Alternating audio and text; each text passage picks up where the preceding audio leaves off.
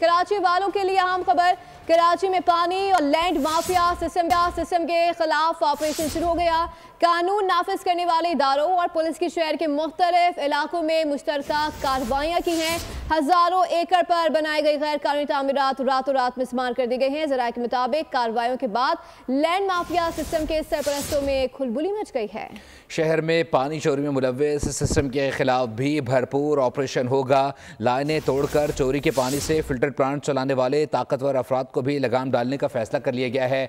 इसी पर मजीद बात कर लेते हैं आसिम भट्टी से। आसिम, बताएगा किन किन इलाकों में कार्रवाई की गई हैं और क्या कोई गिरफ्तारी भी अमल में आई है? देखिए, कराची में तवील अरसे से एक सिस्टम काम कर रहा था जिसमें लैंड सिस्टम और उसके साथ साथ पानी चोरी का भी एक तवील सिलसिला जारी था कि जो वाटर बोर्ड की मेन लाइंस थी उनको सुराख करके उनसे पानी चोरी किया जाता था। तो अब जराये के मुताबिक कानून नाफिज करने वाले इदारों ने मुश्तरका कार्रवाइयाँ शुरू कर दी हैं। हजारों एकड़ अराज़ी में बनाई गई गैर कानूनी तामीरात को मसमार किया गया है। इसके अलावा सिस्टम के जो सरपरस्त हैं उनकी भी तहकीकात शुरू कर दी है।